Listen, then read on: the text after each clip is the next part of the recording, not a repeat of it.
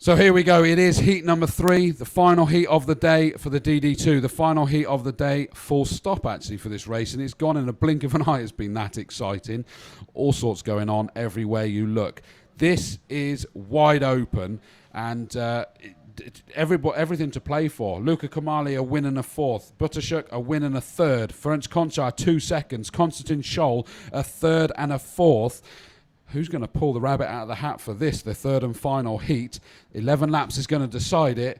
Who's going to have the best start is probably going to be the first thing we need to think of. On pole position, Mick Vischoffer had a great day yesterday, but he's had a very challenging day today. Is he going to be able to do something on this 3rd and final heat? Alongside him, though, is Lukas Buttershuk. Row 2 is Ferenc Konchar, last year's champion, with Konstantin Scholl alongside. Row 3, Luca Kamali and Harold Garkakalis. Row 4, the Peruvian Taylor Greenfield and Vil Vilianen, who had a very unfortunate moment in that second race. Row 5, Oriol Domo Caballero and Natalia Balbo. Row 6, Kevin Ludi, who just got taken out, unfortunately, involved in an incident that put him out of that race previously. Very unfortunate, so he's got to make this one count. Alongside him is Dullah Al-Rawahi. Row 7, Giannis Slavinsky and Sam Smelt. Row 8 is Tomokazu Kawazi, who has not managed to convert the Masters pole position into a Masters victory yet, so he's going to really want to perform here. Alongside him is Barry Pullinger, who's come up through the grid every single time. Row 9, Philip Siwa and Aaron Sherlock. Row 10, Ennio Sessa and Richard Faulkner. Row 11, Martin Pierce, who's had a great day in the Masters so far. Is he going to continue that trend? And Karol Germanov, who was actually excluded from Heat 2 for technical non-conformity, whatever that was all about. Row 12 is Slavomir Muransky and Marius Rauer. Row 13, Andreas Laskaratos and Ilja Aloskins. And all alone on the back, Cosimo Durant in the 640. Keep an eye again on that car. It was excluded or not allowed to take part in qualifying due to a mechanic touching the car way too late. But it's just been amazing watching him come through the field every single time. They're now going very steady, but there's a few still to catch up with the rest of that pack. This is tense times. This is where it really matters to determine who's going to... It is all to play for in this final heat. There's nothing decided even remotely just yet. They're slowed down. There's one of them just dropping way, way, way off the pack. Do need to catch up to make sure they're not already up to full speed by the time everybody else gets to that turn 1. They're onto the corridors, being slowed down, and we look towards the light, and out they go, and again everybody's trying to dump towards the inside, but Ferenc Konchar thought he had the inside, but not being able to do it. Mick Vischoffer, it looked like he'd gone to the outside, but was basically covering off, and then just dived towards the inside, and he's turned that pole position into the lead at the moment with his teammate Ferenc Konchar right behind him, and we've got a couple just recovering from a moment there. Who's that that's had the big moment? 6, 8, 9. As I look down through my list, that's Taylor Greenfield, unlucky, come all the way from Peru and clearly involved in some first corner shenanigans there. And Ferenc Konchar's diving up the inside of his teammate already. He did that in the first race, but did not manage to keep it because Buttershuk then managed to take him a little bit further on.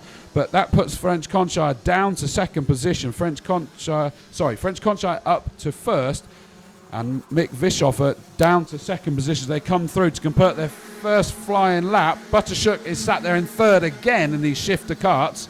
In fourth position is 607, Luca Kamali. So it is the usual suspects. Buttershuk and Kamali have a victory apiece, but Ferenc Konchar has 2 second positions. Is he going to round this out with a victory that I suspect has got a good chance of putting him on pole position for the pre-final tomorrow? Everybody in these heats do make it through to the pre-final. There's no second chance heat or anything like that.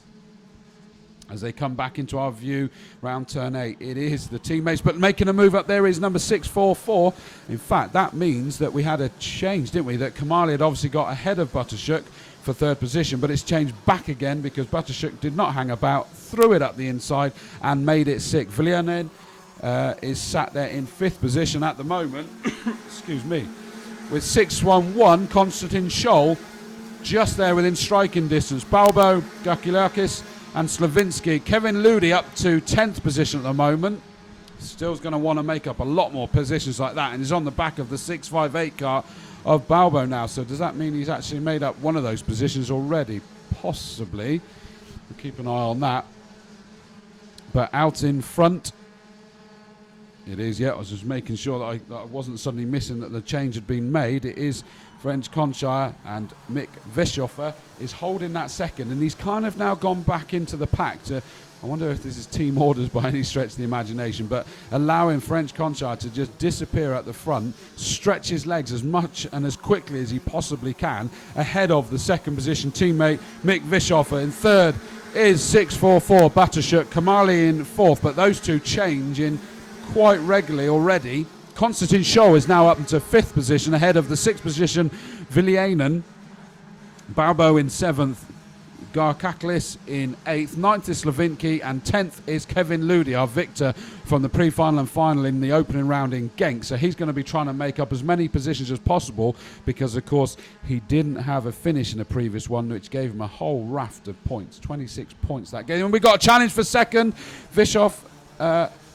Vischoffer has indeed lost out that third position. I thought he was about to come back again, but not been able to. So this does make it challenging for Conchar if he's going to be able to secure the pole position, because Batashuk is now up into second. Batashuk so far has a win and a third, and this could be a second, but French Conchar is trying to make sure he gets this victory with the 2 second places he's already got. It's going to be so tight at the top for the pre-final, isn't it?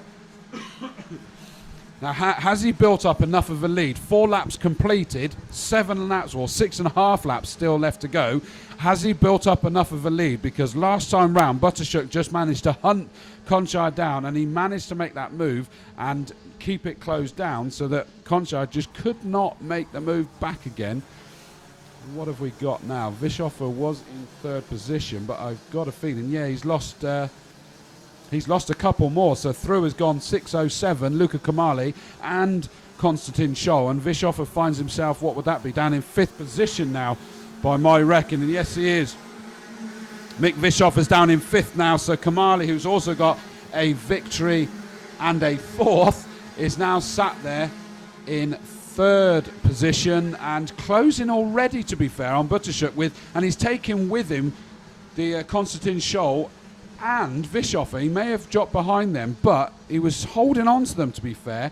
5 laps in, 6 laps left to go. With the exception of Conchar being 1.2 seconds ahead, it really is all to play for. Now, time-wise, to be fair, French Conchar was actually going 1/10 of a second quicker on that last lap than second position Batashuk. So Batashuk's not making inroads at the moment, but equally he's not under pressure. He probably knows that he may as well keep his nose clean. He's got a first and a third, and he's now sat in second. I think he thinks he's playing bingo with the top 3 positions with the 3 heats, and he's going to get one of each. And he can shout house when he gets to the end of this if he does manage to do it. But 6:01, French Conchar still in the lead of the race. Any other big movers? That 6:40, we talked about Cosimo Durant that had to start from the back. He's moved up 11 positions already to 16th. So still his progress continues, and I think he's got a few more in his locker that he can make up as well. And Slavinsky's moved up 4. Kevin Ludi's up to 8th position now, moving up 3 positions from his grid starting slot.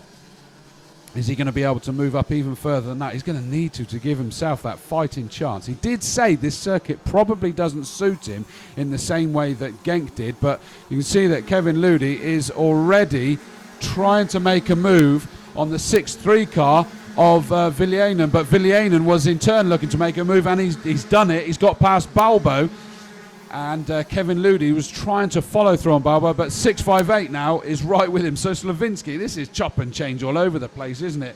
But French Conchar continues unaware of what's going all the way back in the grid as we get to enjoy the races throughout.